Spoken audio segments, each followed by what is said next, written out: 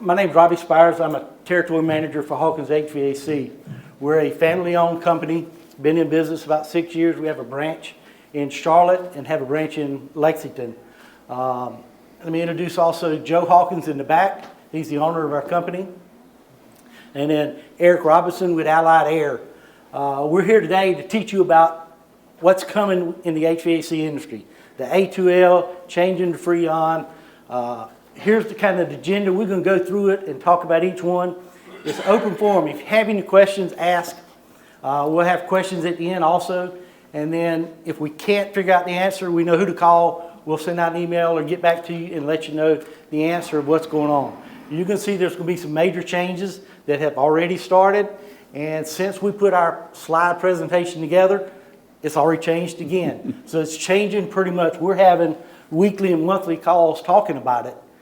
But as we're having our calls, it's also changing as we're going. Our industry has probably had the most changes you'll see in the last 5 to 10 years, and it's affected the home building and the home buyers throughout the whole industry. So with that, like I said, if you have any questions, please stop us and ask. We'll try to get everything that we can to you. If not, like I said, we'll come back and answer them later. All right, Eric, we're going to kind of tag team it. He's going to do some, I'm going to do some, so if you have any questions. Robbie told me which ones he already wants, so he's kind of telling you a story, but anyway, he's right. Well, one thing, again, thank you all for being here this afternoon, this evening. It's a tremendous opportunity and pleasure for me and Robbie and Joe to be here. We're proud to be South Carolinians. Our corporate office for Allied is right here in West Columbia. Our plant is down in Orangeburg. We've invested heavily there to make sure that we are prepared to do and build the equipment that's needed for all of you and your peers. So we're investing heavily in the building down there and the equipment we're doing. So thanks again with that. This is, I'll try to peek over, our mantra this year is we're working hard so you don't have to. And we said so they don't have to. And we're talking about your contractors, for those of you not sure exactly who all the audience is, but this is kind of geared toward the impact the government's doing to all of us on your installing contractors like Kevin over there for the builders that he deals with. And so we want to do everything we can to make sure that you're aware of what's going on, the impact, and not only the financial part of it, but all the legal and governmental regulations that are changing there. So we're just trying to make it easy so your contractor knows what to expect and they're prepared to deal with it. This one, the whole thing is just about making a cleaner tomorrow. We know that our best today is not good enough for tomorrow. That's in the equipment that we build, the service that we provide you through our great partners at Hawkins HVAC and our brand. And let me just say, this is really brand generic. It doesn't matter what brand of equipment you're installing. Selfishly, I wish it was all mine, but that'll be the last shameless plug I'll put into that. But this is just an industry change and the impact it's going to have on all brands. It doesn't matter what brand you're installing. So we're just trying to build for the future. And we put in here trusted today, and it really should have said in your homes across North America. And then keeping the teams ahead of the curve. And you see there too, we're going a little bit more detail. Reduces the global warming potential, GWP. You'll see that in a couple slides moving forward as well. But that's been mandated. That's got to be reduced by 78%. And we'll show you a timeline of kind of where we got to that. We should have had Kevin up there and working on a unit. But see, our stuff doesn't break, so he didn't have to go out there and do that. So, but again, you'll see the timeline here. A lot of you in the room can remember back when we had R22. It's hard to believe that was back in 2010, isn't it? For those of you that deal in it a lot, that just seems like yesterday, doesn't it? That's been a while. Now you think of it, you see the timeline there. And then you see the reduction there where, we had the phase out. And in 2022, 10% reduction in the virgin R410A production. That was 2 years ago, right? That doesn't seem that long ago either. And then, so all this was about no ozone depletion.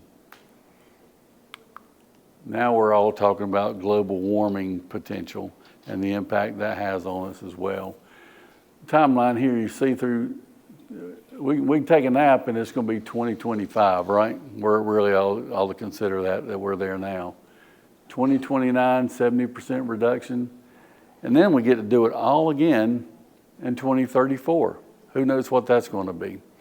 We've just gone through a SEER change that impacted all of us. So you had to think about what was the minimum SEER you could put in your homes. We can think back to 8 SEER, 10 SEER, then went to 13 SEER. And now we've gone to a SEER 1 to a SEER 2. That's a whole different meeting if you want to do that one. But some pretty significant impacts and changes coming already.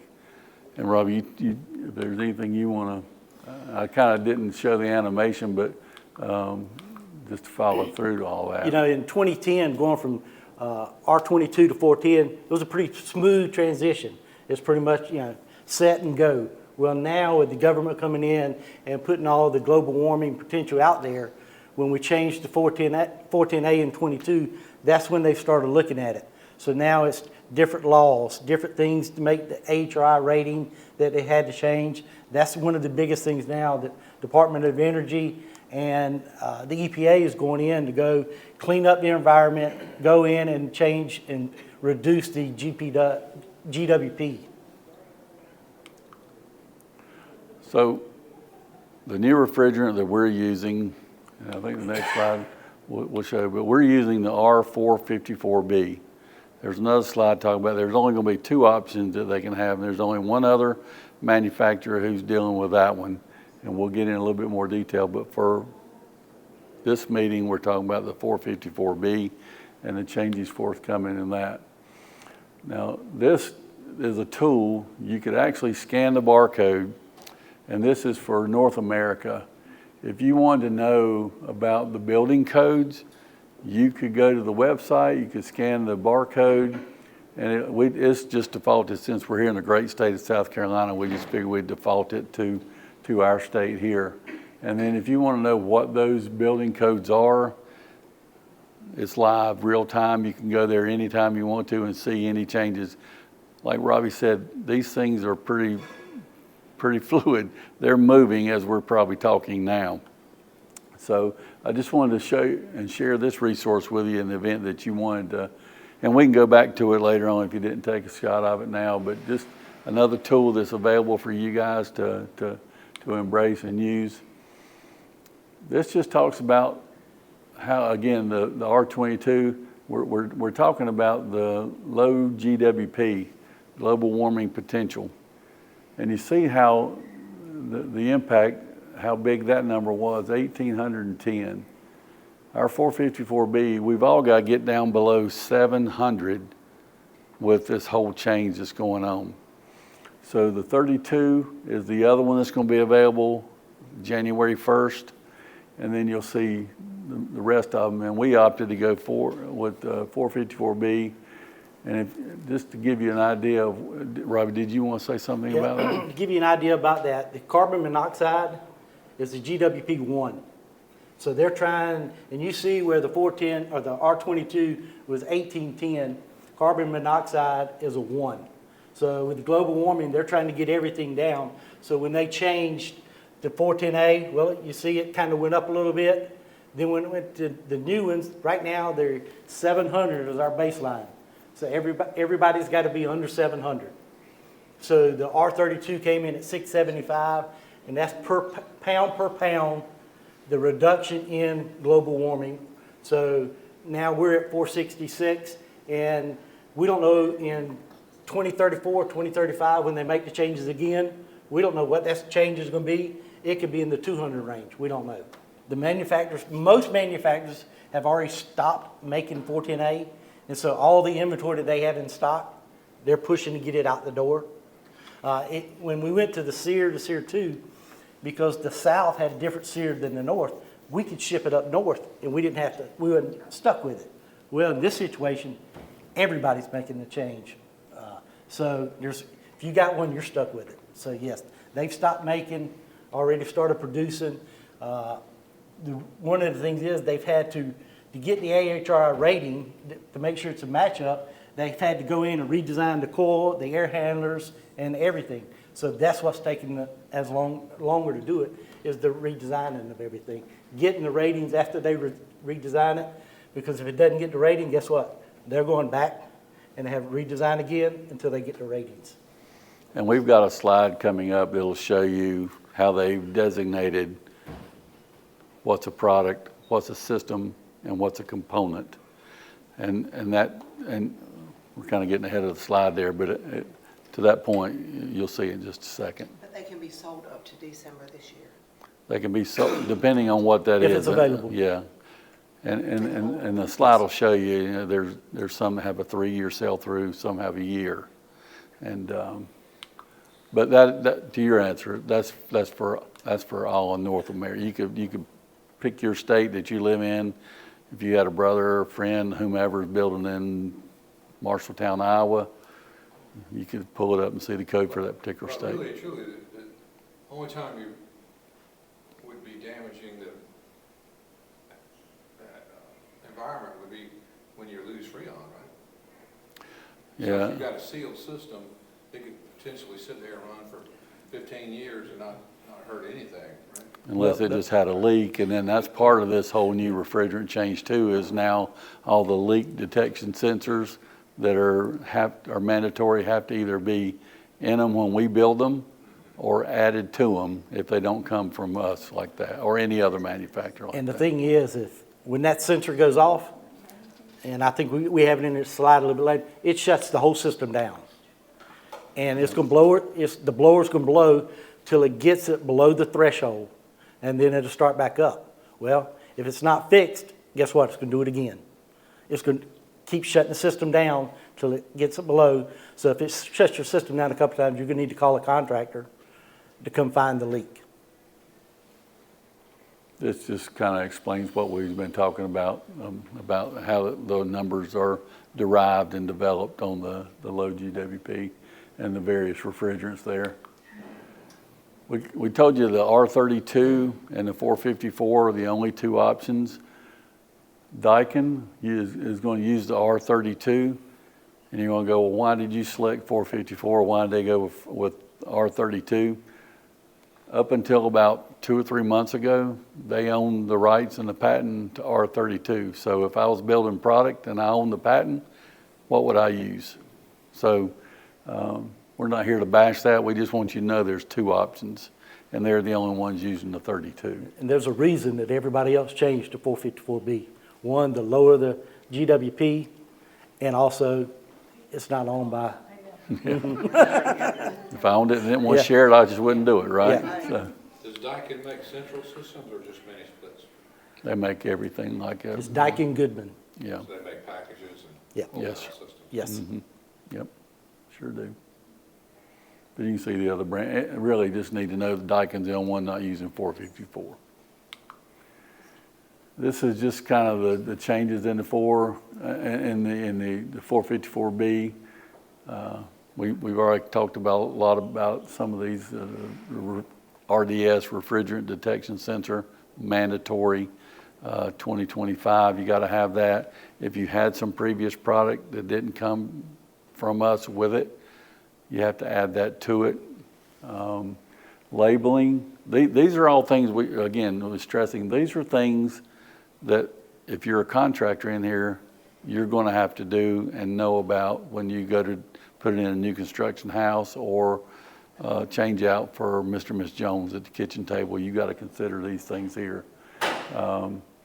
The compressors, TXVs, reversing valves, electric heat, we're in the process. We've got to address all those changes. So it's almost a wholesale change in what we as a manufacturer have to do to get it out the door, which is okay. We're working hard so y'all don't have to. So we're making it better. We're actually launching because we know there's a transition period of we're building coils and air handlers now. Air handler goes with a heat pump. For all you gas people, I know you don't want to talk about that, but for all the the Duke Energies or other electric municipalities. Air handlers, coils, we're building them multi-refrigerant, which means they come with a 410 TXV installed in them now. If you get one, you got a sell-through period. We'll show you in a minute. If you want to change that from 410 to 454B, it's as easy as changing the TXV to accommodate that. Once you change the TXV, it lives as a 454B air handler or coil at that point. Can't go back. You can change it 410 to 454B. So these are things that we do. The kits we're making those kits available now to add the sensors, the sleeve cap tubes. Y'all don't really care about that, but this one here, the default codes on the furnace, the 7-digit LED. Robbie mentioned it's going to keep cycling. It's, if it leaks, it's going to shut it down. Then it's going to come back on. These 7-segment LEDs will almost diagnose themselves. So if a very good mechanical contractor comes out there to your home and does their due diligence, they should be able to pick up on kind of what's going on with it out there, right? And if you tell them it's cycling and they know that it's doing it, they know with the refrigerant it's got a sensor, that would be probably the first thing I would check, just to make it easy. So. It said heat pump capabilities. Do the heat pumps work better with this refrigerant in cold weather, or is it making it better somehow? Well, anytime you make a change, you hope you're making it all better, right? So the whole system is going to be more efficient. But we are making a cold climate heat pump. Okay. That's designated for those areas. Now here in the Columbia area or whatever, we don't really have super cold. We all hope we do, right? To get down there. We want it to be 100 degrees or 30 degrees, right? At least we do in the building heating and air equipment. But we do make a cold climate heat pump just for those areas that somebody would want one. But that was an enhancement we made to the heat pumps. One of the things when they first came out, it was, hey, it's got propane in it. So that had all the contractors, had everybody scared. Hey, it's got propane. Once I set my torch to it, it's going to catch on fire. So they kind of killed that myth. One, the detection system is going to pick up that. And the other thing is, you probably have more propane in your car or your refrigerator than this is going to have in the system. People don't think that. Yes, you have propane in your refrigerator, some in your car, so it's not enough to do anything now. Who said that if that guy sits there with a torch, just sitting there, what will happen? We don't know that. But hopefully, he's not going to do that, or he's going to use Zoom lock instead of soldering the material in, which we'll talk about that also.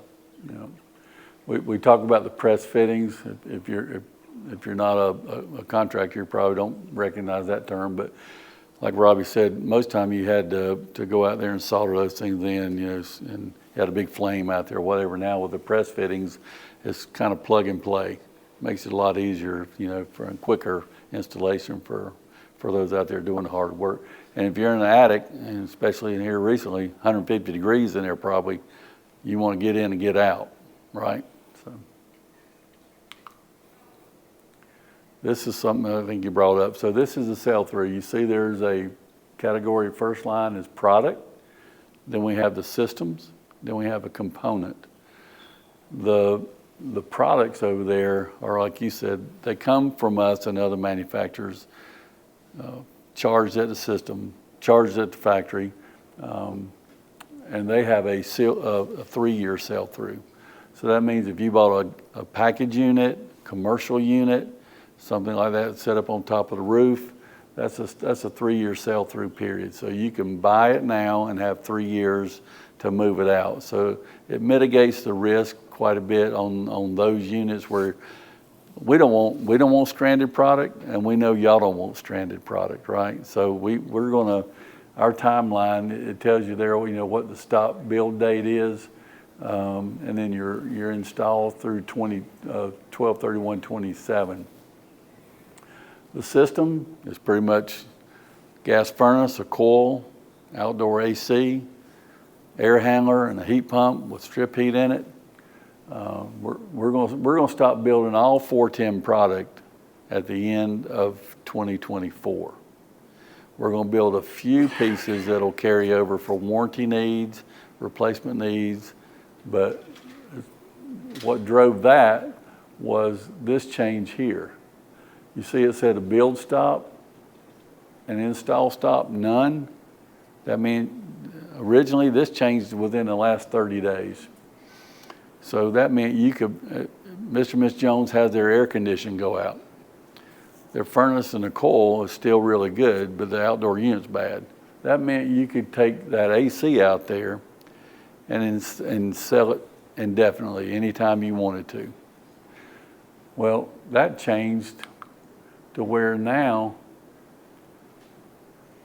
you can't do that. The government came back, the DOE said they're going to make a change, and it's called outdoor unit with no match. And they came up with a computerized hypothetical algorithm to get the rating that you had to achieve. It's an unachievable rating and a single stage product. And as far as I know, there's no manufacturer that makes a single stage that will hit the criteria to do this. So now that's, you can't do that. So now we really are talking about almost two categories, but we know this is going to happen. So that's just one of the most fluid changes we're dealing with right now. So Robbie, I don't know if you. Yeah, that's the biggest thing that, like he said, they've made the change. So if you get that split system, or I tell contractors, hey, if you've got anyone that you've already bid and they're thinking about it, trying to decide what they're going to do, here come by the fourth quarter, I'd go back to them and say, hey, you might want to make a decision because we're about to change over to the new refrigerant. The old stuff may not be available, and then you can see the price difference between the old stuff and the new stuff is going to want them to buy the old stuff soon. What percent increase is the new stuff? We've got that coming up in the slide. Okay. We haven't heard the final number yet. We'll give you a percentage. Okay. Yeah.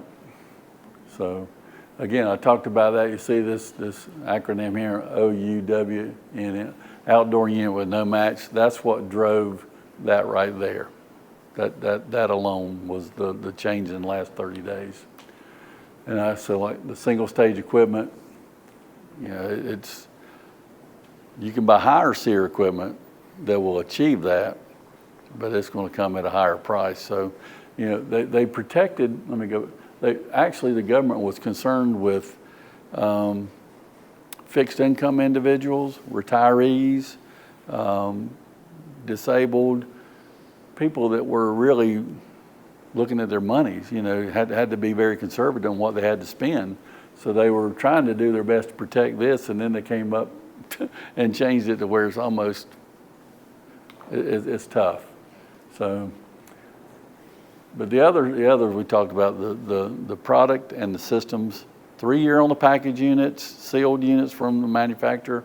Systems have a 1 year, so that means if you buy it now because you want to hedge, thinking that I could buy it from Hawkins HVAC now and have a tremendous savings between now and the end, December 31st of 2025, because I've got all year to gamble a little bit and say, and if you're a homeowner and you're out, you're going to want the most affordable option you've got there too, right?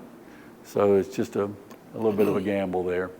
And Joe, I talk to Joe, I'm with him probably 2 or 3 times a week, and he and his son Gary, we're constantly having these conversations about where do you want to go, how much do you want to bring in, and because we have put out a hard stop, all of our customers have to have their 410 orders to us by this Thursday. That's a hard, and now they didn't just hear that today for the first time. We've been communicating that for a while. Joe and Gary and Robbie have had their orders into us for quite a while. So they know, we forecasted over the past 6 years of their existence, showed them everything they bought from us from day one till now. So they know what the trends are, what, their customers are buying. And they've been pretty aggressive, I'll tell you, on what they've given us on their POs to get through not only this year, but through 2025.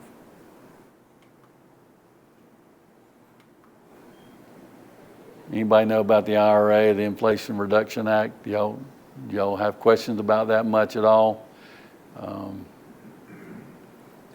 I'll just tell you, when it rolled it out in 22, you had a rebate option or you had a tax credit option. Some people really wanted to use the rebate to offset the cost of changing their system. Some people just needed a bigger tax credit, to have, they'd rather do that than pay Uncle Sam, right? So the rebate money burned through on the first offer within about 6 months. That rebate money was gone. And then you had the tax credit that lived throughout then and now. So now they're going to resurrect the rebate money. The federal government's giving more money in the rebate. And so the purpose of this map is to kind of show you, based on this legend, you look at your state, South Carolina has application pending. And you can see the ones that have them already approved there and the amounts of money that they've either asked for or they have pending. So stay tuned there. If you go back to that map I told you there's a link there also that'll get you here to find out what your tax credits or rebates are available for you in your various state and municipality. I just bring that up because, as we're talking about equipment costs going up and the rebates or tax credits, how applicable they both can kind of marry together there. So just want to make you aware that was as of June the 14th of 24.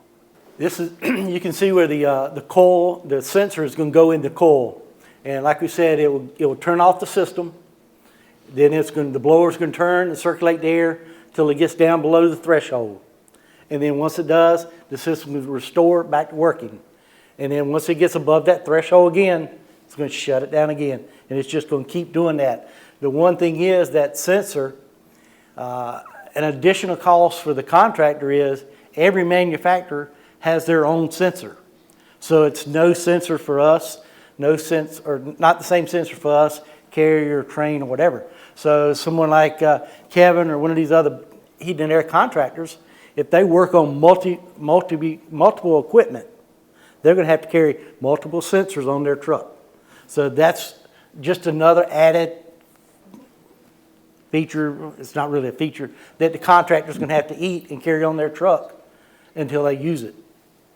And you'll see, we'll go through some more stuff that, we're training and the contractors, the heat and air guys, on the different tools they're going to need, the different stuff they're going to need. And that's why one of the reasons we held here, this meeting was for the builders that, hey, yes, it's coming from the manufacturer up. It's not that contractor said, hey, I'm raising your price on the equipment. We wanted everyone to see, hey, why is the prices being raised? So it's like when they go to whatever builder and say, hey, I'm raising your prices 5-10%, that builder doesn't lose it. And say, hey, why are you raising my prices? Well, some of this is because of this right here. Or most of it's because of this right here. It's really coming from the government down, but Robbie's right, so. And so that sensor, we just want to give you an idea of how that's going to work, what detection of leak is going to be there. And I will tell you that the reason that our really smart engineers and product development teams, whatever, picks up less than what the government mandates on the 1 to 2. So we wanted to make sure that we were aggressively out there trying to make it as safe as possible. And you see if the less than 4 pounds of refrigerant detection. If you have less than, you got to have that. You have the sensor. So the leak rate of 1 to 2 ounces triggers the mitigation. These were just some of the impacts on your contractor that's doing your work are going to have. Robbie mentioned already, various tools that they got to have on their vehicles with them to go out there and service this brand, this brand, this brand. The line sets are going to change on the 454B, and not only, they could change rather on there, but the way they're installed is the labeling, the channels that are now going to have to be incorporated in the new construction of the homes. That's going to be an impact, you know, so we just want to make you aware of that one as well. And then 454, higher, they got a little higher glide to the common homeowner. They don't really care about that. Kevin wants to know that. The other contractors in here want to know that, but they're going to have labeling. All these jugs now, you know, they used to have different color jugs. They're all going to be gray. So now, did you pick up the right one or not? You know, we've opted to put a band around ours, you know, just to say that on there. You know, it used to be that the contractor may have a jug of 22, may have a drop-in and a jug of 410A on his truck. Now, he's going to have all three of those. He's going to have 454 on his truck. He's going to have 32 on his truck. Now, what's going to keep them from putting 454 in a 410A unit? Well, on the 454 and the 32, it is left-handed thread, so it can't be put on right-handed. So now they have to buy an adapter to go left-handed thread. Their gauges, if they're not electronic gauges that they can upgrade, all new gauges, all new vacuum pumps because of the oil in it. So all of this additional expenses is what the contractor's going to have to go through. And it shows on this one picture here, you either can solder the pipe, the line set in, or you can buy a zip lock or a zoom lock, a press fitting, and press it on. Well, with that, you're looking at $6,000 to $7,000 for the press fitting. Then the additional training to train them on the press fitting, because if that press fitting comes loose, it does no better than the solder. So they've got to be trained on how to use that press fitting, the press fitting fittings that they're going to have to buy. So it's a whole lot into it that they're having to eat to get ready for this. We're having training with them. Matter of fact, we have a training next month with the contractors again. You know, all the distributors are having training. So these guys are going to the training to get trained because it's a big change for them. One thing too, and this all came, most of the really good ideas that we incorporated in the building of our equipment come from contractors who come down to our plant on a plant tour to see, you know how we build these things, right? So first thing we heard was, why don't you move your service valves to the corner there, make it easier for us to get our tools on there. Well, now that's really important as we're talking about these press fittings or whatever. We're extending those out an inch to make, you know, so where they can get in there and do the work and accommodate the tools Robbie's talking about on the press fittings, whether you use Zoom Lock or there's other brands out there you could consider. But thanks for all those contractors that they're out there where the rubber meets the road. They're doing the hard work. They know how these things happen. So we talked about the colors a little bit there. This was your question about how much, right? Now, make our legal department happy. This is a guesstimate. Everything seems to be changing almost weekly. Some people have rolled out some of the product, not very many, not all way out, but some pieces of it or whatever. This is what we're thinking and what we're hearing. You know, we said the 454B system price up 15 to 20%. New compressors, valves, TXVs, the components that we need to build these things, 10 to 15%. Coils, 15%. AHU, that's an air handler, 20. Gas furnace, 10%. That's a conservative ballpark of what we think you can expect out there. When I meet with a contractor, I'll usually when he'll ask me the same question, what's it going to go up? I don't know. 15 to 30%. is what I'm hearing, go with 20%. That's gonna change daily. We don't know yet, because we haven't, like you said, hadn't got the product, all the product in, hadn't got the Freon in yet, so we don't know how much the Freon's gonna be yet. One thing that is gonna happen is the 410A Freon, when we get closer to that end date, that price is gonna skyrocket. So that's another hit for the homeowner. Going back to what you saw, remember seeing that slide where we remind ourselves that 22 was back in 2010? Can you imagine what that's worth if you had a few jugs of that now? I know nobody in here has got someone raise their hand, you know, I mean, but it's worth a pretty penny right now, you know, so it's, I wish we knew what that was, but our crystal ball's pretty fuzzy right now too on those things, and we're trying to keep all our global sourcing people on speed dial as quickly as we can to find out what those things are estimating, so. Yeah, I've been in this market here going on 29 years in the HVAC, so I got buddies that work for other distributors, and I'll ask them, hey, what are you hearing? We don't know either. Nobody knows yet. And they're doing the same thing I'm doing, 15 to 30, guessing 20. But that's just on the equipment alone, right? Mm-hmm. So then the assumption would be if there's 20% on the equipment, and the dealer's got to buy new equipment and new tools, and that's going to add another onto the labor side of it. Could be, yes. You know, some of the gauges and stuff are upgradable, or it already has it on it, so he doesn't have to buy that. But if he wants to go with the press fitting, yes, he's going to have to buy that. The press fitting, the advantage of that is you're not having to solder. So you're not having to buy solder, which is high. You're not having to buy acetylene, that kind of stuff. But the press fittings aren't cheap either. So they've got to weigh which way they want to go. And all of the manufacturers are being required to do this per the government. Yes. The government. Yes. That's what I said earlier too, you know, this is kind of brand generic. It doesn't matter what brand equipment you sell, buy, whatever. Everything we're trying to show you here is just the impact of the federal government's changes on our industry is going to have on everybody. Except for Daikin. They're going to have to do the Same thing. They're using a different Freon. Yeah. Everything, all the dates that we're giving you is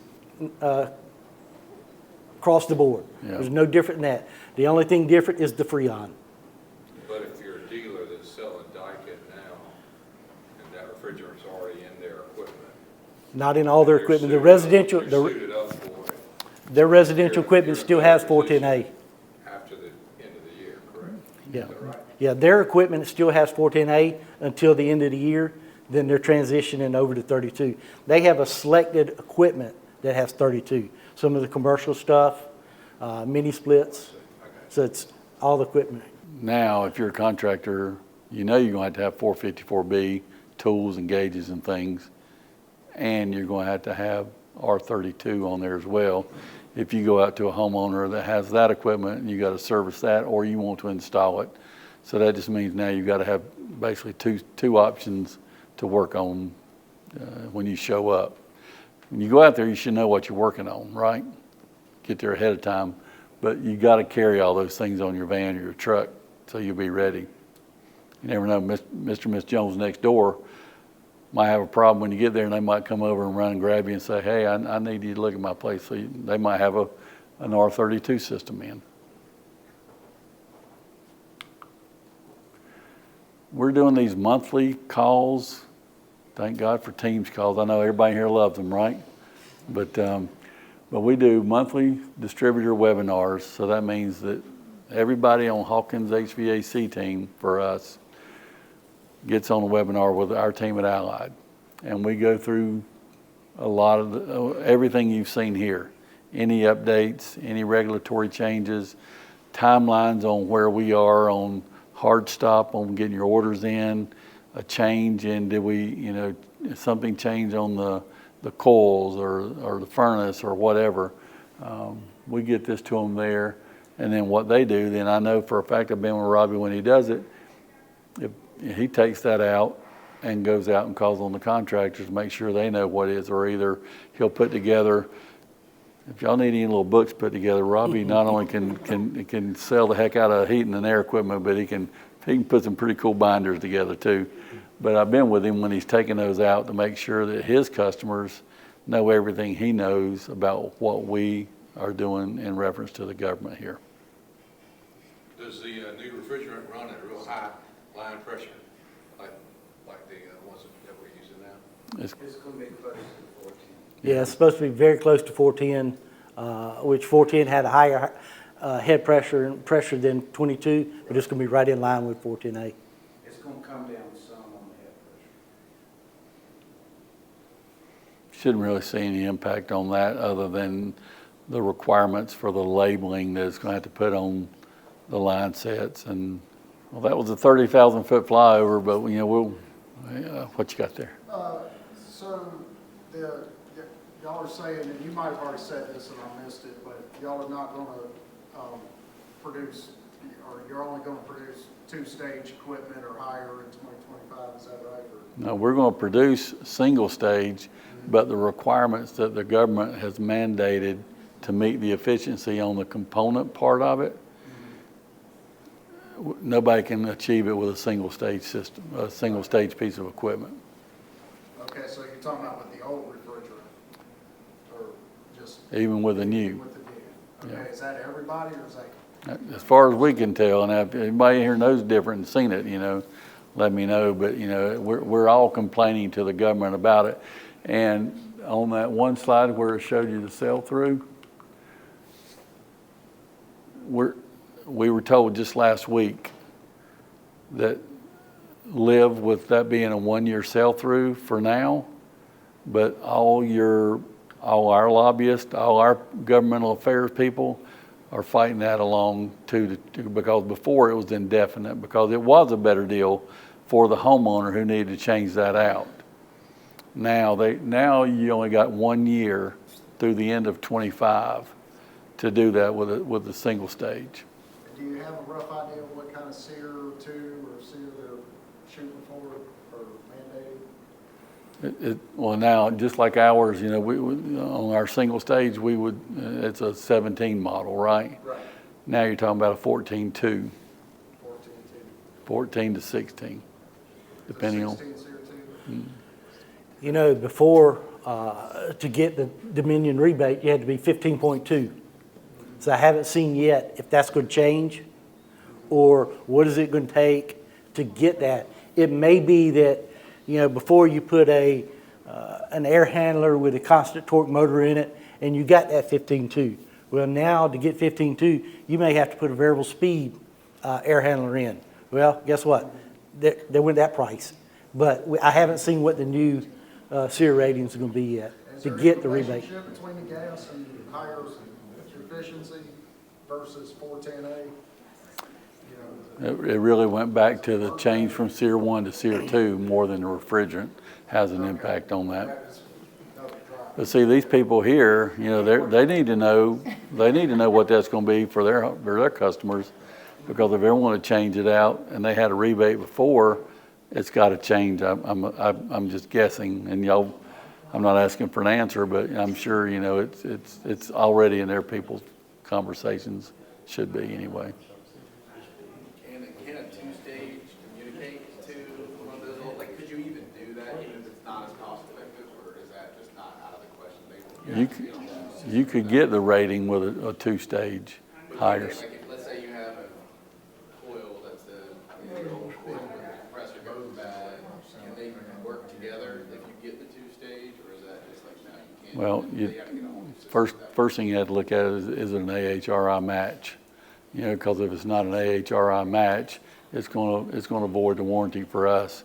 And we're not ever going to come up here and advocate that you put a system in to help Mr. and Ms. Jones, and it's not a match system.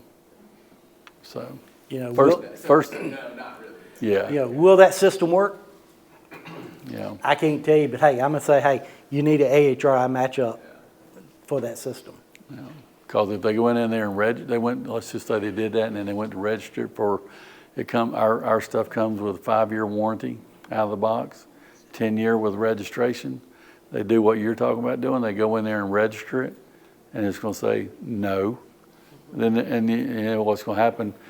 I'll take the role of the contractor. I went out there and sold Mr. and Ms. Jones on what you're talking about, and then all of a sudden they're going to come back to me going, you didn't even sell me a match system. I'd be kind of ticked. So, you know, And then there's he's never a gonna come- wrong. Then he's gonna come back to me that I didn't sell him the match system. Yeah. Yeah. I guess what's the old saying? There's never a wrong time to do the right thing. So just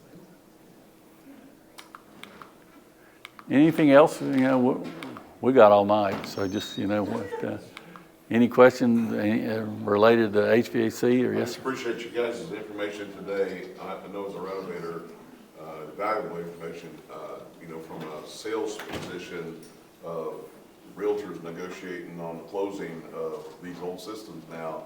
What's that do to the potential sellers mandating they have to upgrade a system going in because it's almost extinct? Secondly, as a renovator, and adding, huge additions or even small additions to homes, knowing how to, revamp that system and be correct without being that catch-22 that you just, that little old lady, you're trying to do them right by mismatching the system, but it's going to, it's going to back up on me as a liability. And then from a home inspection standpoint, they call it out and force them to upgrade on account of it. Yeah. That's gonna be the Valuable kick. information today. Yeah, that's gonna be the kicker is when you go to do that home inspection, that home inspector, what is he looking for? Does he pass or fail it? And then when he passes and fail it, is it the end of the year or the beginning of the next year? Somebody's coming out to get a new system. Either the previous seller or the buyer is gonna have to put a new system in. Yeah. And if you're a realtor, I'm sitting there thinking too, what do you do if you go out there and you did that become a big negotiating point too? I go out there and see that system's 8 years old, 9 years old. I know I can put a 410A system in now. If am I going to beat the current owner up a little bit more, trying to go, hey, if that goes bad, it's 8 years old now. I got to consider how much it's going to cost me moving forward. If that goes out next year, I got to change the whole system out.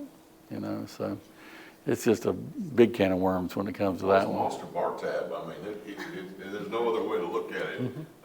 This is a huge expense in the ownership of a home. Yeah. The heating and cooling system, just comparable to a roof. Probably it's likely next step. So it'll be a big negotiation. Yeah, like I said at the beginning, our industry's been hit the hardest with the different changes.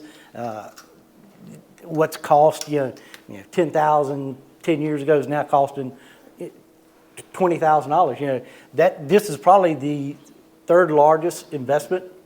You got your house, you got your car, now it's heating and air. Yeah, just think about it. Yeah, you can spend $20,000 on the heating and air system.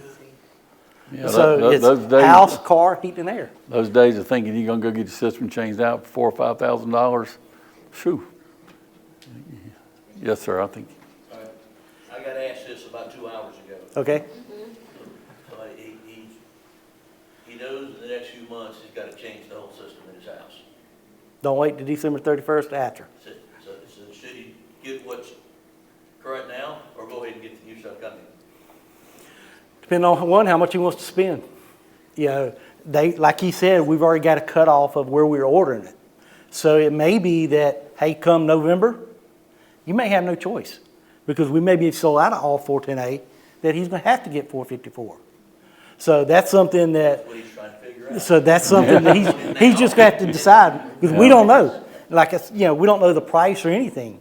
So it's a gamble that he's going to have to roll the dice to decide, hey, do I wait till November, hopefully they have the equipment? Or But go then ahead and if get he the new does it, is it right, 3 years, it's gonna have to be changed anyway? No. No? Can they work on it if Yes. it's old one? Yeah. Yes. Y'all as a manufacturer, how long are y'all making parts that they can service it? Like if you have a 10-year warranty, if you put it in now, can you service it for 10 Yeah. years? Or And we've made provisions for that. We've gone back and looked at all our historical data, what we've sold to our good partners like Hawkins and others. And we know what's out there in the field throughout North America. And we have a plan in place to go ahead and build those and have them ready if need be. But, again, you're thinking, why aren't we asking our distributor partners to give us, you got till 25 and we can sell it all next year. Well, why do you give them a hard stop on August the 15th? the orders we've been getting in already are pretty scary numbers. So now we got to make sure that the people who provide us compressors, you know, they've already told us, you know, kind of it's a hard stop on certain things, capacitors, things that we need to build that product.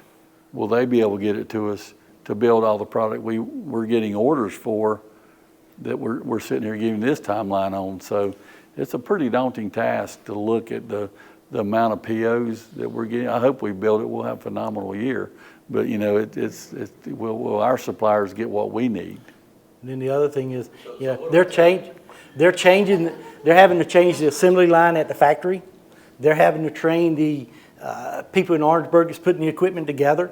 So that's why it's taking a little time. It's going to take time to get everything together for a hard stop December 31st.